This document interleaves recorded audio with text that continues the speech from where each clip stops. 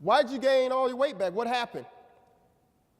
And he responded and he said, I no longer had a coach, and I just could not pick myself up from failure. My next point, in order to be the CEO of YOU, and forgive me if I'm preaching to the choir here, is that you have to continue to press forward in spite of failures, in spite of setbacks. Because here's the thing about failure. A lot of people are afraid to try. And these are the very people that you work with. They're afraid to come forward because in some ways, they're afraid that they're going to look bad or it's not going to work out for them in the beginning. But as we all know, failure is a transformative process if you choose to learn from it. When I first started community college, I failed both the math and the writing placement test, as it was indicated in my bio. And I can tell you it was one of the most humbling yet frustrating experiences I could ever have. And it took me 2 years. Somebody put up 2. 2 years, and that's a long time when you're going through developmental classes. And I don't know if any of you have ever been through developmental classes, but I think it's very similar to maybe what some of your clients and others are going through because they're starting at ground one. So I relate to that experience. But I was never defined by my setbacks, failures, or shortcomings. In fact, I believe that failure is information. And here's why. Because every time you fail, you actually figure out what works and what does not work. You actually figure out that you're getting closer to your desired outcome. So when things are not working out, as they sometimes do, realize that it's a part of the process. Turn to your neighbor and repeat after me and say, failure isn't permanent. It's just part of the process. That's all it is. I want you to do me a favor. I want you to pull out your cell phones. All your cell phones. Pull them out. Whip them out.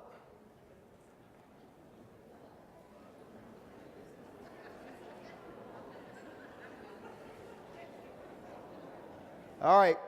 When you get your cell phones out, just do me a favor. Just kind of hold it up for me.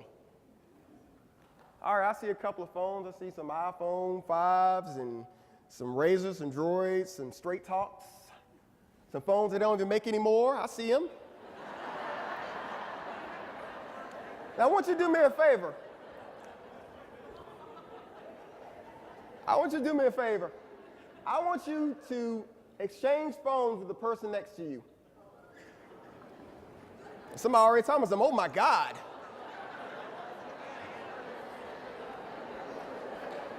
I see some of you are very reluctant. And I see another group that's just real happy because they just got to upgrade.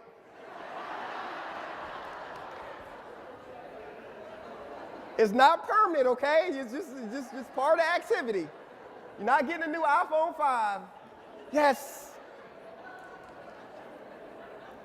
I want to make a point here. Because when it comes down to failure, a lot of people, you know, we look at our cell phones, a lot of people really attach to their cell phones, but I want to make a point here, and I want to liken it to sort of the cell phones. When people are going through a process, they have to realize that the very thing that they're holding on to may be the very thing that's holding them back. The very thing that they're holding on to may be the very thing that's holding them back. And for some people, it's their past, it's mistakes, it's feeling inadequate, it's all those things. But you have to let go of those things and move forward. You can switch your phones back, by the way. I see some people getting a little salty, like, how long is this activity going to take, man? Yeah, back to your straight talk, back to your straight talk.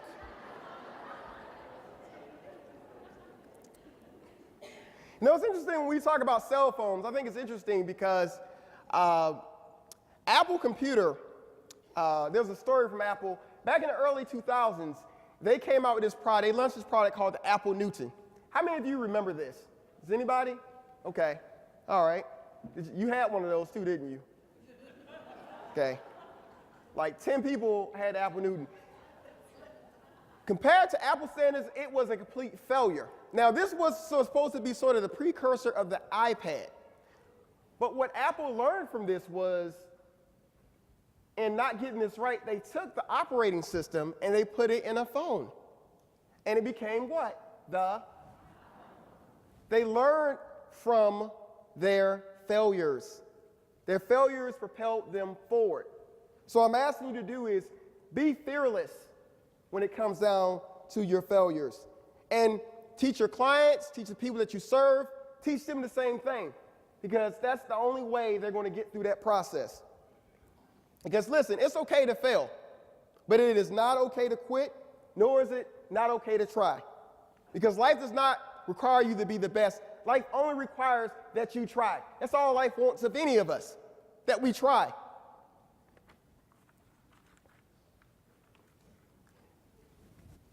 When you were born, I must say this, when each of you were born, you were given more than enough to achieve the goals that you were meant to achieve. Your education, your positions, they help you along the way, but you already have it in you.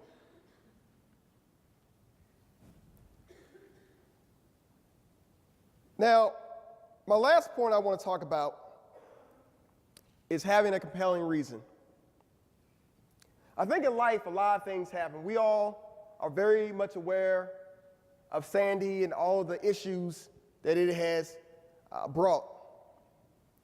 But things may happen to you, things may happen around you, but what really counts are the things that happen in you. How will you choose to respond when things happen in your life?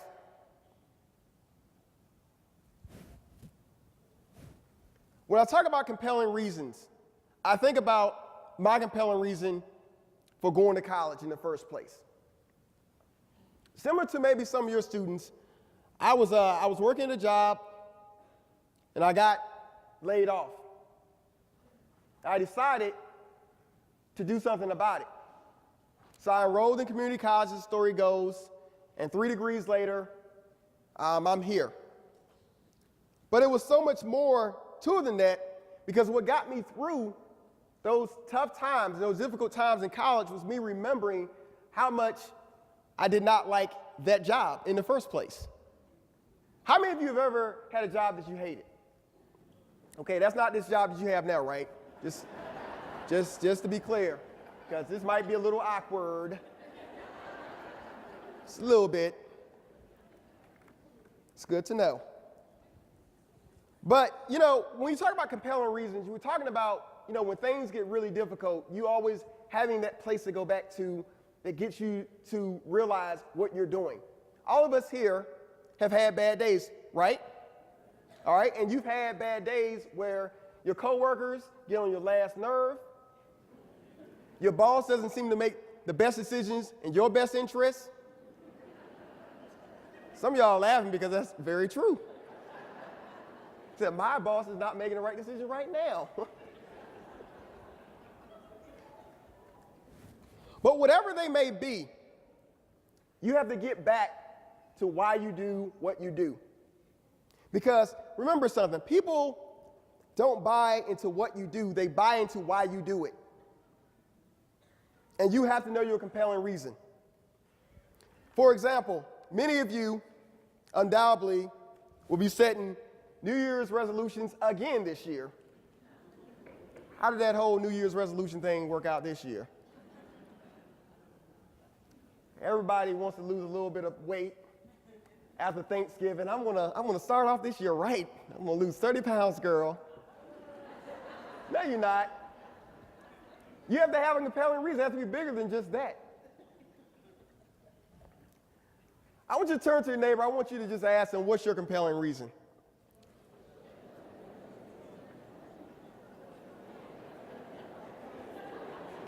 All right, this is not time to talk about diet plans and recipes and all this other stuff. One question, what is your compelling reason? Why do you wake up and do what you do? And last night, like I said, we saw some things last night. I had a chance to network and interact with some folks, and I asked some of these people that very question. Why do you do what you do? Why do you get up every morning? Because obviously everyone in this room is well educated, intelligent, thoughtful, creative, and all the other things that I could compliment you on. But there's a reason why you do what you do. And when times get tough, again, you have to continue to go back to that reason. But you have to also understand that you can't do it by yourself. I once read in a very famous book, and it said that when two or more agree, nothing is impossible. You can clap for that. That's a good clap there. Yeah. And I really stress this in college that, college is not designed for you to get through alone. This whole process that you're taking your clients and the people that you serve through, it's a process. And so they have to continue to understand that it can't be done alone. And same thing with you. I know many of you go way above and beyond what your job entails. You're asked to be the psychologist. You're asked to be the parents. You're asked to be the shrink. You're asked to be so many different things. But what I'm asking you to do is to understand that you don't have to have the weight of the world on your shoulders. And don't ever be fooled that your title is enough. Don't let your title get in the way of stopping you from serving the people that you've been called to serve. Don't let your lack of title stop you from serving the people that you've been called to serve. Because no matter your title or your position, you must realize that we are much better as partners as opposed to individuals. I want to end with this. I need everyone just to stand up for me.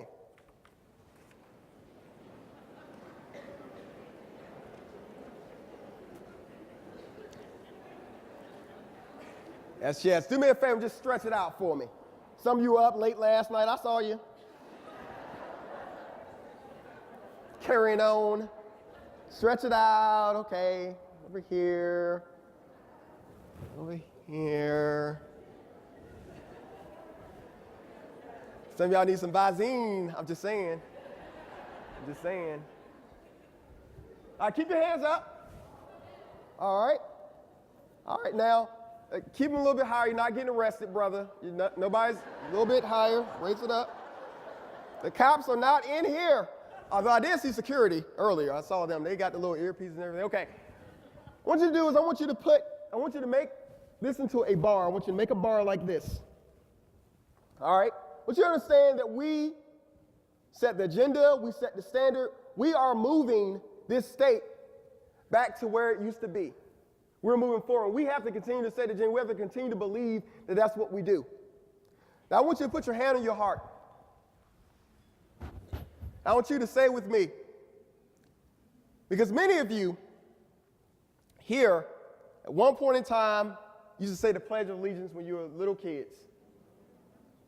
Now, I'm not asking you to say the Pledge of Allegiance. I'm asking you to say the Pledge of Allegiance to yourself. So I want you to say with me, I pledge allegiance to myself and to who I want to be. Because I can make my dreams come true if I believe in me. I pledge to serve others and learn the things I need to know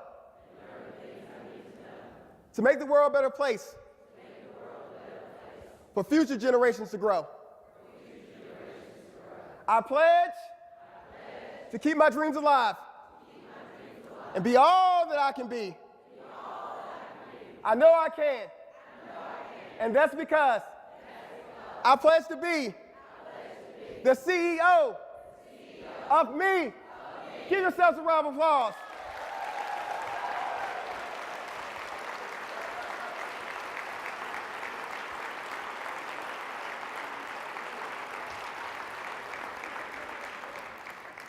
You may be seated.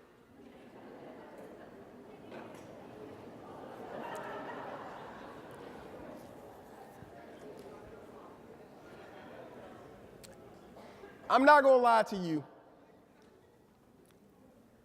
It will be a tough road ahead, and I completely understand that you're being asked to do far more than you've ever been asked to do with far less resources. But I want to reiterate the point that if we just stay together, everything is going to be all right.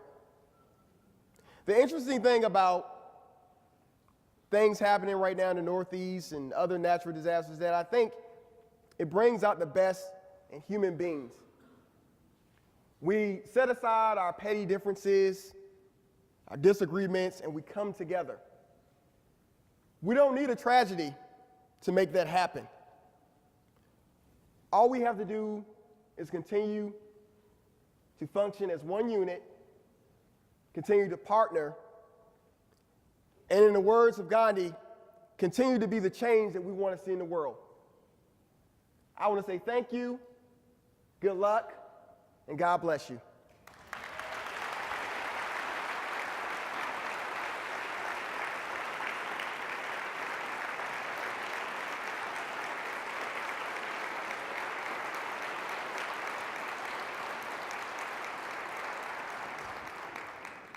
A little bit more. More? More? More? All right. Encore, encore, encore. That's good as long as you're not booing me. Like, get off the stage. All right, we're going to do something a little bit different this time. See, as people are tipping out of here. They're going to miss out. They're going to miss out. I'm telling you, you're missing out. If everyone could get a sheet of paper, not my evaluation, if that's possible, please don't use my evaluation for this activity. And please share with your neighbor. Don't be selfish.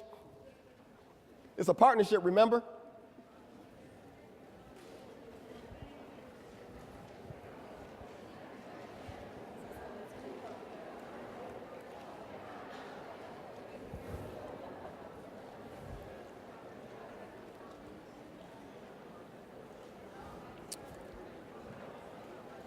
This is an activity that I oftentimes do when I'm doing workshops. So this is kind of that style and that format, but I think this is going to be really good. And the reason why I think this is going to be great for all of you is because you're in the business of helping people realize their dreams. But a lot of times, in helping people realize their dreams, we lose sight of our own. So what I want to do right now is use this time so you can get a little bit of clarity and focus on what you want to do. And I want to make this very clear. Right now, this is all about you. This is all about you. I want you to make 5 columns, 5, on your sheet of paper.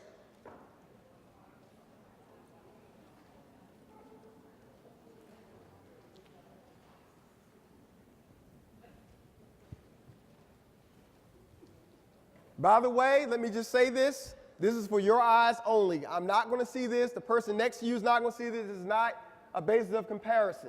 This is all for you to see.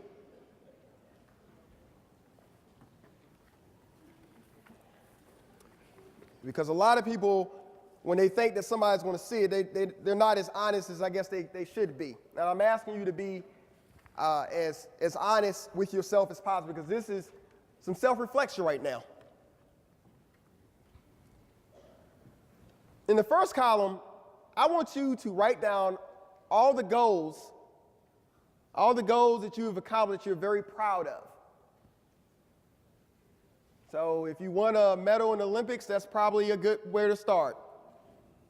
LOL. Thank you. OMG. Hey. So what goals what are you really proud of? What have you achieved in your lifetime that you're really extremely proud of? Some of you may be proud of the fact that you are a mother or a father, or that you finished school, that you've given so much to your organization, you've been promoted, whatever it may be. I want you to write down what it is that you're very proud of.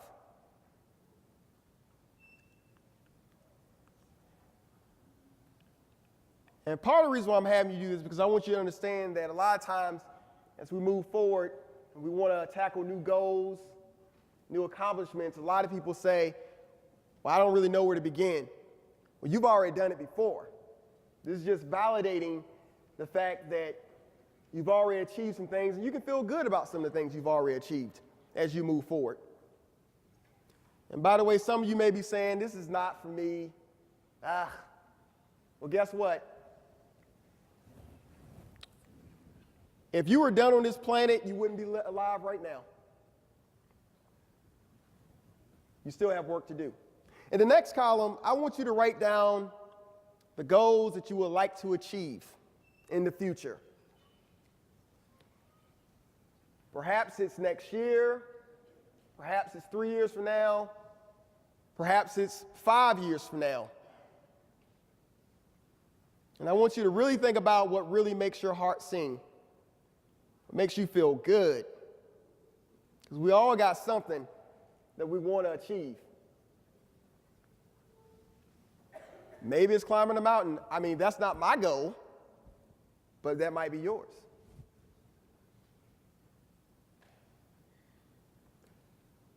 And to the selfless people out here, seeing your kids become successful is not one of them. And here's why, because this is all about you. Focus on you right now. You spend so much time giving. I want you to kind of be selfish for a little bit right now. Make it about you right now.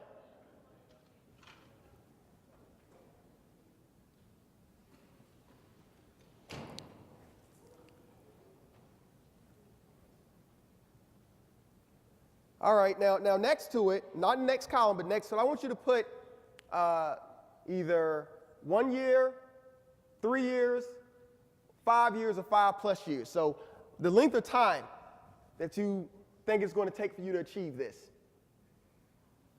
And if you really want to be precise, go ahead and put a date up there. April the 15th, 2015. That was pretty random.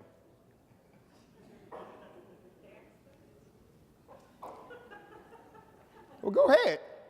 Put it up there. Because here's what I know about achieving goals. They don't become real until you write them down. They don't become real until you assign an end time to that particular goal. So for my folks who do the New Year's resolutions, this year I'm going to, if you don't put a date to it, it's probably not going to happen. Because we all need benchmarks. If your goal is to lose some weight or to get more money, put a benchmark to it. The next one, I want you to put the resources that you will need to make this happen. The resources that you will need to make this happen. And this is not, again, this is not about you thinking in a very rational way. Because I think a lot of times in this world, we've been conditioned to believe what we can't do, we don't focus on the things that we actually can do. It's interesting, when I've done this activity with like 5-year-olds, the page is full before I even get to the next part of it. Obviously that says something, but we have to get back to that when we're tackling things that we really desire out of life.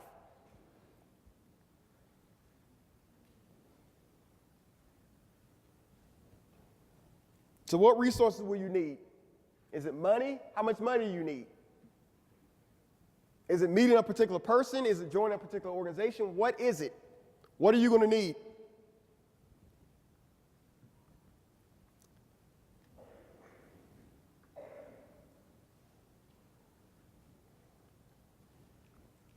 Next column. This should be column number 4. Why? I talked a little about compelling reason. My question to you is, why are you going after it? Why do you want it? Why do you want it so bad? What's the reason? Is it to be recognized? Is it to feel happy? What is it?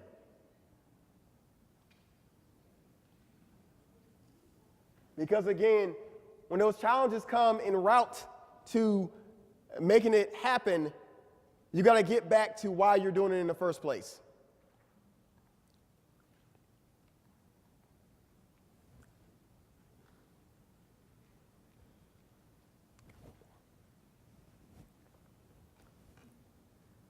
And last but not least, before they start playing the music and call me off stage,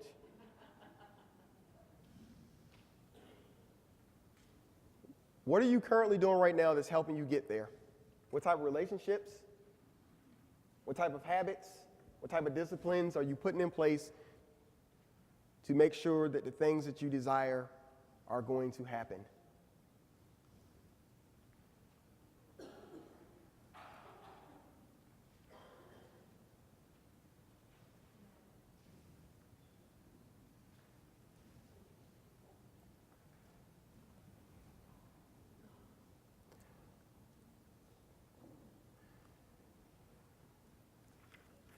Oftentimes, when we leave conferences, we leave inspired, we feel good, but a lot of times there's a lack of plan of action. And so I hope in the upcoming days, months, even possibly years, that you continue to reflect back on this activity and that you go back to it from time to time. Because one of my biggest things that I like to try to do is to give people a plan of action. I can inspire you all day, but then what? What are we going to do 2-3 weeks later when you're not around like-minded people?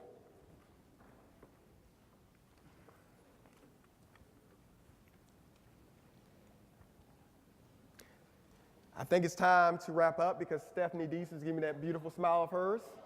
Get off stage. So again, I want to say thank you so much for giving me the opportunity to be your keynote speaker today, the closing speaker. I wish you the best of luck and continue to do the work that you're doing because, again, we're better as partners rather than individuals. Thank you.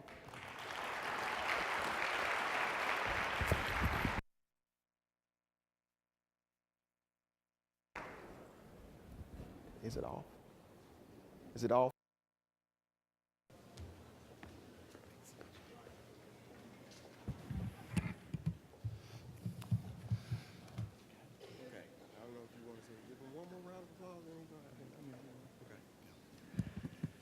Let's give another round of applause to Juan for a great inspirational speech.